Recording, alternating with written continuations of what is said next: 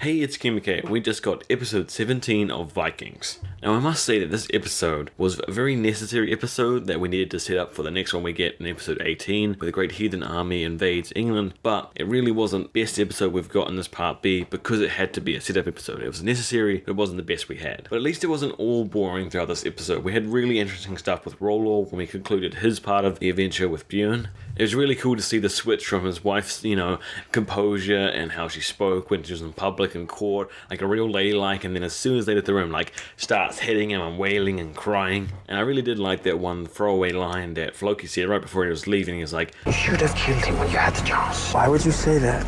Because I have a bad feeling that he will reach more fame than any of you. Now, I don't know if we'll get much more of Rollo and his exploits, and we'll have that kind of as a storyline in season 5 or something like that. But if we don't, it's a pretty cool nod to his history. Now, before we finish off Björn's storyline and what he did this episode, let's go back to Cadogan, Ivar, and the other sons of Ragnar and see what they were doing this episode and some of the awesome stuff that they're planning out and they're doing. Now, something I've really enjoyed this entire part B of the season is the relationship that these three sons of Ragnar's always had. Whenever they're in their scene around a table or sitting in a little cottage or something, they always bounce off each other, and we get to see more and more about their childhood, relationship with each other, and how it's going to work out in the rest of the season. So in the scene here, we had them discussing the invasion plans, what they could do, and kind of a little bit of child bickering in between as well. The real tell in the scene that shows how important it is, how rare this is, and how it's going to be a very big driving factor of the story going forward, is that Sigurd and Ivar agree and work together on something. So next, we flick over to Uber talking to Lagertha about raiding England. Now, her denial here really makes it so that they can't really just use her forces and wait until after Ragnar's death to try and deal with it. They feel like if she's not going to come with him to England and that she's going to continue to refuse them and not help them, and they really must revenge their mother right now rather than waiting, because she's not even going to help them at all with the raiding and Ragnar's revenge. Now, personally, I believe that even though Uber is pretty rash, he really wants to revenge her mother and stuff, he's someone who can still calculate, still see the value in people and stuff, and he wasn't 100% sold on killing her like Ivar would be. And so this denial and a few other things that happened in this episode really built up to his decision to back Ivar to try and kill her. Now, the tension between Uber, Lagertha, and the Sons of Ragnar really grows more and more, especially when he defies her and frees that slave girl, which they keep bringing up in these episodes, and I'm like, stop.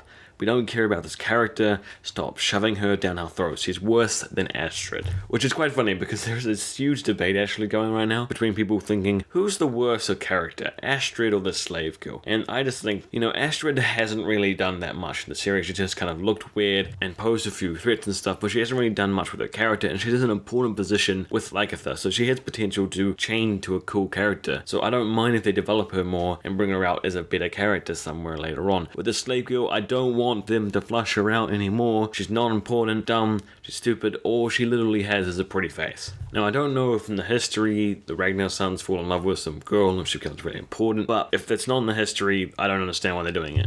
And the one last scene before we have that confrontation with Lagertha that's really awesome is that one between Ivar and Sigurd, where Ivar almost kills him because of him telling the truth about their terrible mother.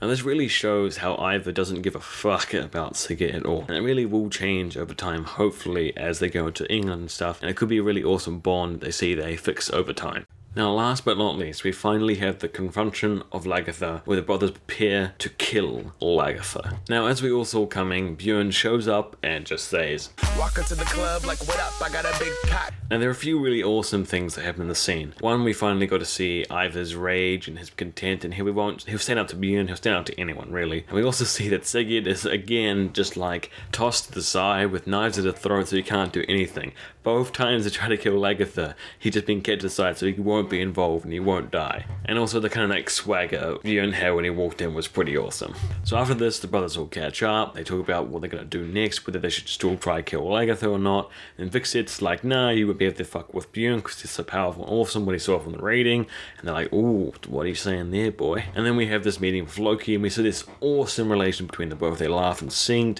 they have this really cool chemistry together, and Floki builds him a chariot that we saw from the trailers, which should help him a lot in the battle, though there is a lot of potential for him just to get killed off really quickly in the battle. As I said, I would really like to see his horse just die right at the beginning, and then he just sits there in his chariot away from the battle watching because he can't do anything because his horse died. But that was when the fun stuff of the episode really ended, and then we got that really obvious reminder of Bjorn's flaws, that he's not very good with relationships and his family and stuff. He's more of a raider, more of a Viking, and so he has a bad dinner time with his wife and stuff, and then goes kisses Astrid, which makes the Flame Wars start again. Now, if we remember, Bjorn's had a terrible relationship in the past. He's let his child die and not even care about it. So he's not really the family man that we understand, but he's got some really awesome sides to him, but he's definitely, that's his flaw. That's what grounds him as like this immoral character that's still moral in the sense of this world. Okay, thanks for watching. Tell me what you guys thought about Astrid, Bjorn, everything we got in this episode, and what we're looking forward to for the awesome battles and stuff as things are starting to get kicked off in the next episode of Vikings.